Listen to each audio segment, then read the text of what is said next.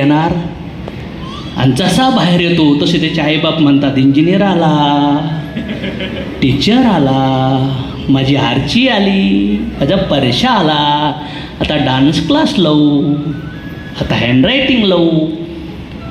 म्हणजे जीवात्मा शुद्ध आला तो बिदलायला इथं निघण्यासाठी. कारण की घराबातले दुःख किती कॉम्प्लिकेटेड असतील मला सांगा बरं. जेव्हा मला मुलगी झाली, माझ्या मुलगा जेव्हा जन्माला आला होता तेव्हा तर फार संघर्ष होता, हॉस्पिटलमध्ये जाता नाही आलं. पण मुलीच्या वेळेस पहिल्यांदाच म्हणतात ना, मुलगी बापाच्या हातात देतात.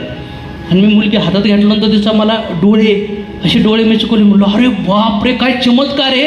म्हणजे आत्तापर्यंत कधीच नाही बघितलं ना बाळ मी जन्माला आल्यात. मला वाटलं डोळे बिळे बंद असतात, पण एकदम घाण बीन दिसत असतं बाळ, असं माझा गैरसमज होता. पण त्या दिवशी मी घेतल्यानंतर ते डोळे उघडले आणि फार चेहऱ्यावर हास. मी विचार केला का किती मोठा चमत्कार आहे की एक जीव गर्भामध्ये उलटा 9 महिने 9 दिवस राहतो.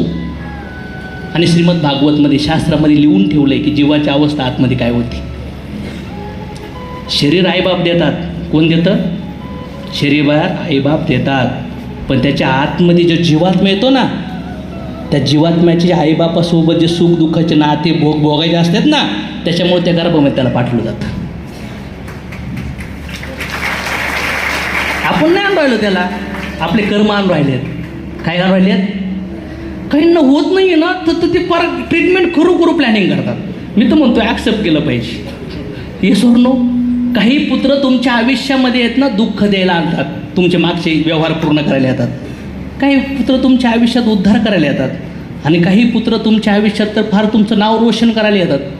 आणि काही पुत्र लग्नाच्या आधी तो आईबापाचा पोऱ्या आणि लग्नानंतर तो बायकोचा बैल.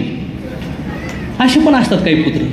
काहीच नाही, त्याचे येण्याने जाण्याने या जगात काहीच फरक नाही पडत. असे पण कॉम्प्लिकेशन आहेत जगात. मग जन्म, मृत्यू, म्हातारपण आणि आजारपण हा पैसा नाही वाचू शकत, किती पण पैसा कमवून द्या.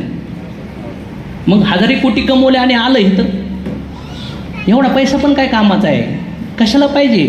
नाही तर गुंठ्यात मन लटकले, प्रॉपर्टीमध्ये मन लटकले, महिनावर घर पाहून दे, महिनावर गाडी पाहून दे, मध्येच कसं क्षण तू कशाला? हे जर काही आयुष्यामध्ये आहे तोपर्यंत ठीक आहे, पण सुटलं तर काय?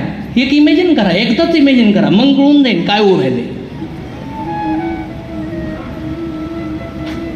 मला आज तुम्हाला समजवायचं आहे काय की आयुष्यामध्ये ह्युमन लाईफ फक्त हे भोगण्यासाठी नाही आलेली, पर्पजसाठी आलेली.